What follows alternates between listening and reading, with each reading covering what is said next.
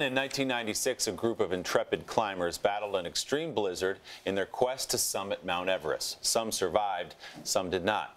Their journey gained worldwide attention and inspired Jon Krakauer's bestseller, Into Thin Air. Well, now that story is being adapted into a big screen thriller, Everest. And I know, Dylan, you got a chance to sit down with the cast. I did, and an amazing cast it is. It's such a widely documented tale of tragedy and survival, and now you can see it in true Hollywood style, IMAX 3D. I talked to Everest cast about what it was like to work on this epic film. Everest is another beast altogether. It's an epic and emotional tale that plays out on the world's highest summit.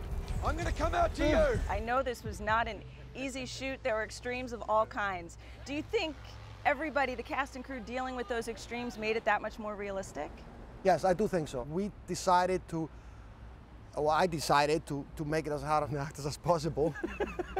Well, I think the nature of the whole experience was set up by Balt. You know, he said early on, if you're down for the experience to be real, then come make this movie. If you're not, then don't do it. My whole team made it up, yeah?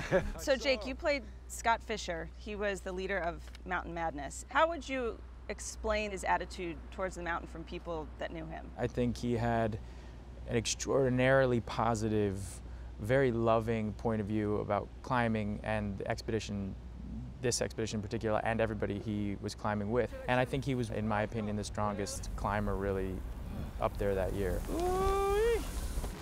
In prepping for Everest, the cast and crew were deliberately pushed to their own extremes. And I heard you and Josh went into an altitude simulator.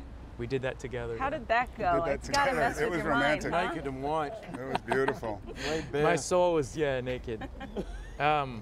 That was, you know, I can't think of any better place to be with Josh Brolin than an altitude simulator. Right. You know, you're at the beginning of the movie. You don't really know what you're getting into. Balt's making it sound like you're going to war, and then you're like, okay, so I gotta show up here.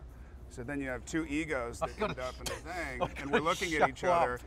Our eyes are completely pinned. We're pale.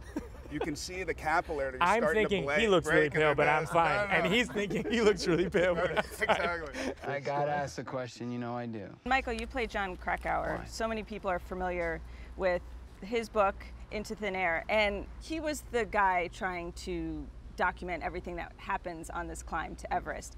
Do you think because he was there, people push themselves harder than they would have? You know, I think that first and foremost, Scott Fisher and Rob Hall cared about getting everyone to the top safely and down safely. When you're playing real people and, you know, there's a lot of them are still alive, it was just a real sense of integrity amongst the cast that we had to honor what happened in the best way that we could. So Jake, a lot of the roles you've been playing are mentally, physically exhausting. How would you say preparing for Everest compares to preparing for Southpaw or Nightcrawler? Well, I have no idea what it's like to actually prepare for the actual Everest, but preparing for the movie, you know, you're with a group of people. I think when you're climbing a mountain, and particularly making a movie about that, you know, we were all in this together.